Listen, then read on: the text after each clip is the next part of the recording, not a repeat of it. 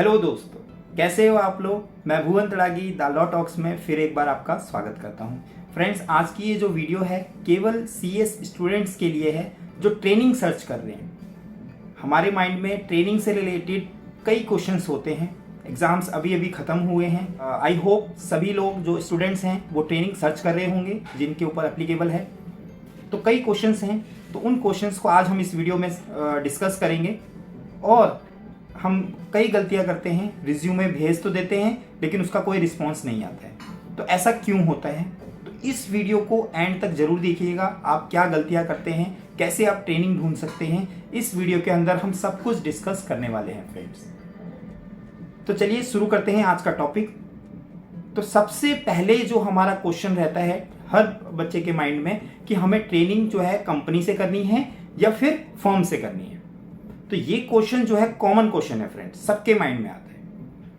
अब इसका आंसर जानने के लिए हमें खुद को पहले पूछना पड़ेगा कि मुझे करना क्या है आगे फ्यूचर में। मुझे कंपनी में, कॉर्पोरेट में जाना है या मुझे अपनी फर्म खोलनी है, प्रैक्टिस में जाना है। तो सबसे पहले तो अगर यह क्वेश्चन का आंसर दे पाएं कि मुझे प्रैक्टिस करनी है या फिर मुझे आगे कॉर्पोरेट में जाना है, तो इसका जो आंसर है वो तुरंत आपको मिल जाएगा। अगर मुझे कॉर्पोरेट में जाना है तो मुझे ऐसा लगता है कि मैं कॉर्पोरेट में अगर पहले से ही ट्रेनिंग लेके रखूंगा, मतलब कंपनी में काम करूंगा, तो ईजी हो जाएगा मुझे कॉर्पोरेट में काम करना। लेकिन अगर मुझे फर्म खोलनी है, अपनी प्रैक्टिस करनी है, तो सीएस फर्म में काम करना मेरे लिए सही रहेगा, क्योंकि वहाँ पे डिफरेंट वर्टिकल्स में काम होता है, डिफरेंट सेक्टर्स में काम होता है। वहाँ पे एक कंपनी का काम नहीं होता है, वहाँ डिफरेंट कंपनीज का काम होगा, छोटी कंपनीज का काम होगा, छोटे छोटे काम भी होंगे। आपको डीएससी लगाने हैं, आपको आरओसी ऑफिस जाना है, आपको रजिस्टर ऑफिस चेंज करना है, आपको छोटी छोटी जो कंपनियां, प्राइवेट कंपनियां हैं वो फॉर्म करनी है, एलएलपी बनानी है, ये सारे काम होंगे वहाँ। तो इससे क्या होगा, आपको आगे प्रैक्टिस में हेल्प मिलेगी। लेकिन अगर आपको जो है ट्रेनिंग कंपनी में करनी है तो आपको एक स्पेसिफिक काम मिलेगा, मतलब उस कंपनी से रिलेटेड जितने काम होंगे। जैसे कि आपको उस कंपनी के अंदर हो सकता है बोनस इशू आ रहा हो, उस कंपनी के अंदर राइट इशू आ रहे हो, उस कंपनी के लिस्टेड जो कंपनी, अगर लिस्टेड कंपनी है तो लिस्टेड कंप्लाइंस जो होते हो, और उस कंपनी से ही रिलेटेड अगर डायरेक्टर अपॉइंट हो रहा है, डायरेक्टर रिटायर कर रहा है, ये सारे बोर्ड मीटिंग हो रही है, एजीएम हो रही है, ये सब तो उस कंपनी स्पेसिफिक काम होंगे। तो इस चीज़ में आपको क्लियरिटी रखनी है कि मुझे एक कंपनी स्पेसिफिक काम करना है या मुझे फर्म में काम करना है जहाँ पे डिफरेंट टाइप के वर्क हो। लेकिन बच्चे के माइंड में ये रहता है कि मुझे तो सारे काम सीखने हैं, फिर मैं चूज करूंगा कि मुझे किस लाइन में जाना है। देखो, ये पॉसिबल नहीं है, क्योंकि सीएस की जो ट्रेनिंग है 21 महीने की, वो कंप्लीट करने के बाद भी जब आप जॉब लेने जाओगे तो आपको एज ए फ्रेशर ट्रीट किया जाएगा। उसके बाद भी आपको 2-3 साल सीखना है कि ये काम कैसे होता है।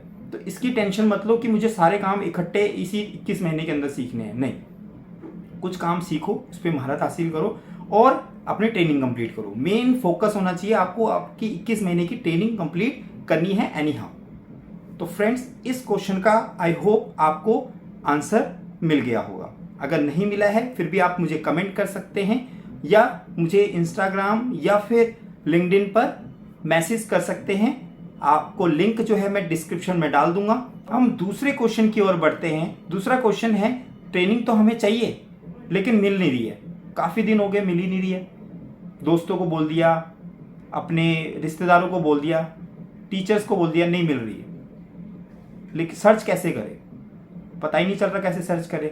तो फ्रेंड्स, आपके पास कुछ इजी तरीके हैं, उससे आप अपनी ट्रेनिंग को ईजिली गेट कर सकते हैं। तो सबसे पहला जो तरीका है आपका इजी, वो है इंस्टीट्यूट की साइट पे आप रजिस्टर करिए।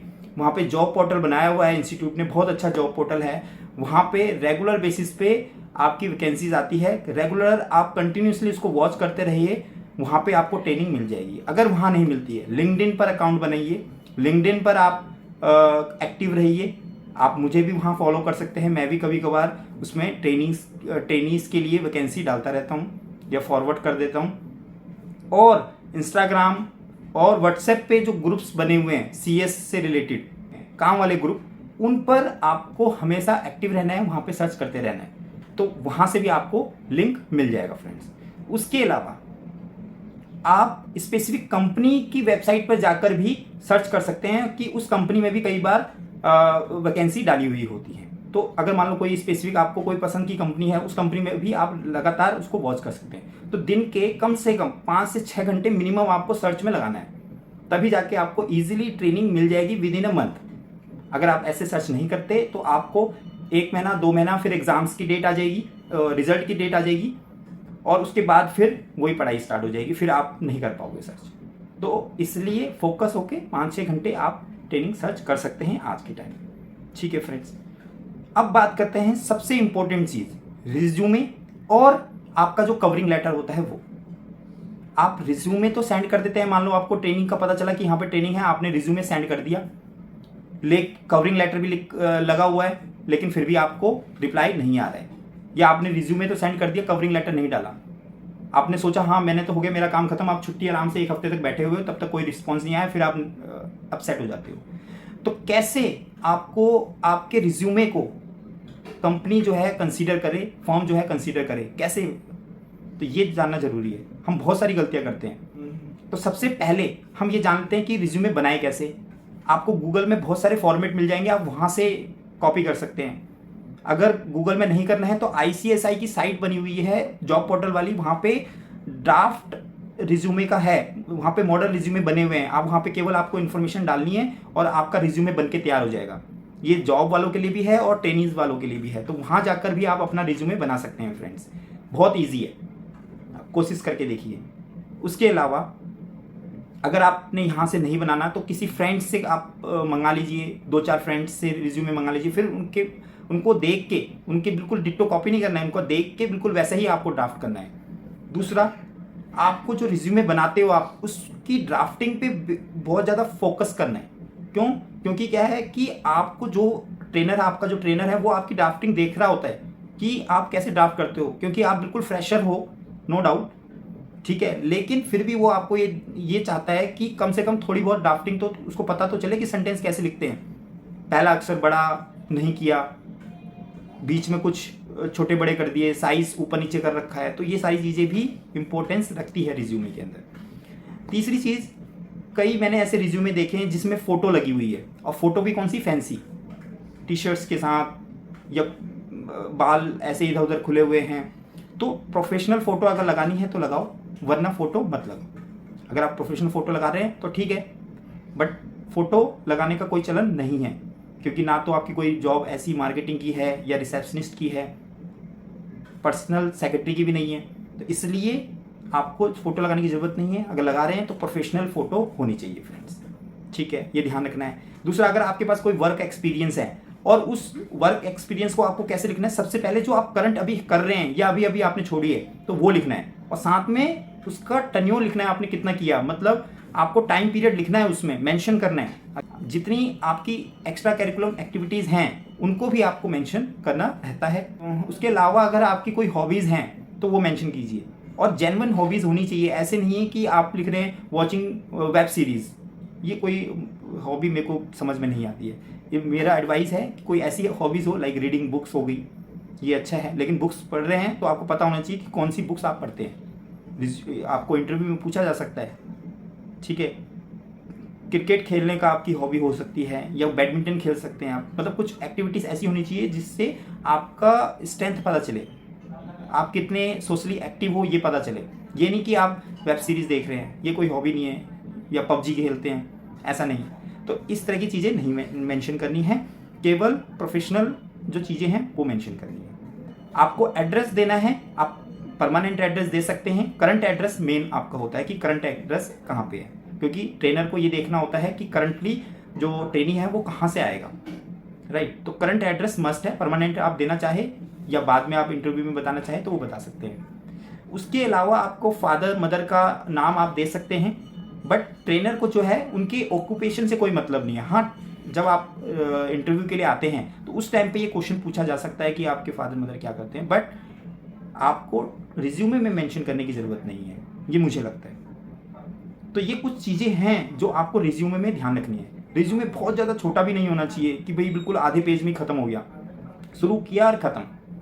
आपने जो आपकी एजुकेशन है वो मेंशन करनी है, प्रोफेशनल एजुकेशन है वो, कुछ आपने एक्स्ट्रा जैसे कंप्यूटर कोर्स किया हुआ है या टैली किया हुआ है या कोई भी लैंग्वेज कोर्स किया हुआ है तो आप उसको मेंशन करिए, ठीक है। उसके बाद आपकी हॉबीज़ हो गया, उसके बाद आपके पर्सनल डिटेल्स हो गई, ये सारी चीज़ें आपको मेंशन करनी है। और बिल्कुल लेंथी भी नहीं होना चाहिए। मान लो आपने कोई वर्क एक्सपीरियंस है, बिल्कुल उसको एक्सप्लेन करके लिख रहे हैं, नहीं। मैक्सिमम आप 2 पेज का रिज्यूमे बना सकते हैं और 1 पेज फुल का तो होना ही चाहिए, आधे पेज का कोई रिज्यूमे नहीं होना चाहिए। अब बात करते हैं फ्रेंड्स कवरिंग लेटर की। कवरिंग लेटर कैसे लगाना है। अब आप जो मेल जो कर रहे हैं वो उसकी जो बॉडी होगी वही आपकी कवरिंग लेटर है फ्रेंड्स। पहले क्या होता था, हम फिजिकल भेजते थे तो कवरिंग लेटर अलग से लिखते थे, कई लोग भेज देते हैं, बट मेरे को लगता है कि कवरिंग लेटर अलग से देने की जरूरत नहीं है मेल पर, लेकिन कवरिंग लेटर होना चाहिए। मैं कुछ आपको एग्जाम्पल देता हूँ, आप ये देखिए जो मेरे पास कुछ कवरिंग लेटर आए हैं, फिर आप जज कीजिए कि ये सही है या गलत है। चलिए देख लेते हैं। ये देखिए गाइस,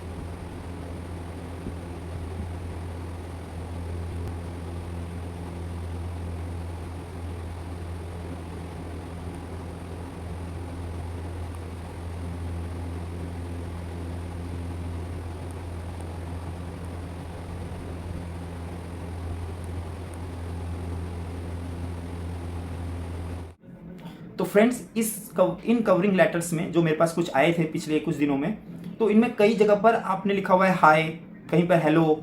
ये कोई प्रोफेशनल लैंग्वेज नहीं है। जो ट्रेनर या जो हायरिंग ऑफिसर है वो देखता है कि पर्सन प्रोफेशनल ही नहीं है, वो देख रहा है हाय हेलो, ये क्या होता है। आप मोबाइल से भेज रहे हैं, उसमें भी आधी जगह कट रहा है, सही तरीके से नहीं आ रहा। अगर हो सके तो कंप्यूटर से ही आपको मेल भेजनी है। अगर मोबाइल से, अगर आपके पास कंप्यूटर नहीं है, मोबाइल से भेजना ही चाहते हैं, तो सही तरीके से आप प्रॉपर लाइनिंग लिख के फिर भेजिए। तो कवरिंग लेटर बहुत ज़्यादा इंपॉर्टेंट है। मान लो आप रिलोकेट करना चाहते हो तो कवरिंग लेटर में मेंशन करो, ठीक है। तो कुछ चीज़ें हैं कवरिंग लेटर के, कुछ एग्जांपल्स हैं। अगर आपको चाहिए कुछ कवरिंग लेटर के एग्जांपल्स, आप गूगल कर सकते हैं, या फिर मैं लिंक में भी आपको ड्राफ्ट भेज दूंगा, ठीक है। आप मुझे पर्सनल भी मैसेज करके पूछ सकते हैं कि किस तरह का कवरिंग लेटर होना चाहिए। तो कवरिंग लेटर बहुत इंपॉर्टेंट है फ्रेंड्स। तो ये कुछ चीज़ें ध्यान रखिए, तभी जाके आपके जो रिज्यूमे हैं वो शॉर्ट लिस्टेड होते हैं फ्रेंड्स। अब एक बच्चों के माइंड में क्वेश्चन रहता है कि स्टाइपेंड कितना ले। स्टाइपेंड जो है आज के टाइम में आईसीएसआई की अगर मैं गाइडलाइंस पढ़ूँ तो उसमें बहुत कम है, 3000, 4000, 5000 जो है, बट वो ज़माना गया। अब मिनिमम जो है स्टाइपेंड फॉर्म में भी 5 से 6000 रुपये मिनिमम मिल जाता है, और कंपनीज में भी एवरेज अगर देखा जाए तो 10-12 हज़ार कंपनीज के अंदर मिल जाता है। तो फ्रेंड्स अगर आपका 5-6 हज़ार से 10-12 हज़ार के बीच में अगर स्टाइपेंड कहीं पे भी लगता है तो बहुत अच्छा है, आप कर लीजिए। ये मत सोचिए कि कोई मेरा फ्रेंड जो है वो कंपनी में कर रहा है, उसको तो 15,000 मिल रही है, उसको 20,000 मिल रही है। तो ऐसे अगर आप कंपैरिजन करेंगे तो आप ट्रेनिंग कंप्लीट नहीं कर पाएंगे फ्रेंड्स। तो जितना आपको मिल रहा है, मान लो 8,000 है, 6,000 है, आप कर लीजिए। आपकी ट्रेनिंग 6 महीने हो जाए, 1 साल हो जाए, क्योंकि आपकी 21 महीने की ट्रेनिंग है। अगर ट्रेनिंग कंप्लीट हो जाता है तो आप अपने ट्रेनर को बोल सकते हो कि मेरी जो स्टाइपेंड है वो बढ़ा दिया जाए। या अगर आप कंपनी में ट्राई कर रहे हैं, अच्छी कंपनीज में 10,000, 15,000 भी स्टाइपेंड दिया जा रहा है फ्रेंड्स। तो इतना जो एवरेज स्टाइपेंड है 10,000 के आसपास, 8-10 हज़ार अगर आपको मिलता है तो प्लीज़ आप ज्वाइन कर लीजिए, अपनी ट्रेनिंग कंप्लीट कीजिए एटलीस्ट, उसके बाद तो आप पैसे कमा सकते हैं फ्रेंड्स। अब एक लास्ट जो मेरी एडवाइस है कि पहले दिन से ही आप ये मत एक्सपेक्टेशन कीजिए कि मुझे बहुत सारा काम आ जाएगा अगर आपने ट्रेनिंग ज्वाइन कर लिया तो पहले दिन से जितना काम आपको दिया जा रहा है उतना काम समझो, कंपनी को समझो, ठीक है, ट्रेनर जो कह रहा है उसको समझो, और उसके बाद धीरे धीरे आप काम लो, ठीक है। सारा काम नहीं सीखना है आपको, इस आपके 21 मंथ्स के जो टेन्योर है उसके अंदर सारे काम नहीं सीख सकते हो, क्योंकि जो लर्निंग है वो लाइफ लॉन्ग है, आप आगे भी सीखते रहोगे, ठीक है। तो ये आई होप ये सारी जानकारी आपको हेल्पफुल रहेगी। तो चलिए फ्रेंड्स, आज की वीडियो में इतना ही। अगर आपको ये वीडियो अच्छी लगी हो प्लीज़ अपने दोस्तों के साथ भी शेयर कर सकते हैं, वीडियो को लाइक कर सकते हैं, और इस चैनल को सब्सक्राइब करना मत भूलिएगा फ्रेंड्स। हम आगे भी इसी तरह से मिलते रहेंगे कुछ और नए डाउट्स के साथ, कुछ और नए क्वेश्चंस के साथ। अगर अभी भी आपको कोई डाउट हो या कोई आपके माइंड में क्वेश्चन हो तो आप मुझे कमेंट कर सकते हैं, या फिर आप मुझे डायरेक्ट मैसेज कर सकते हैं, मुझे फॉलो भी कर सकते हैं। चलिए फिर मिलते हैं, तब तक स्वस्थ रहे, सुरक्षित रहे। जय Hind, bye bye, thank you.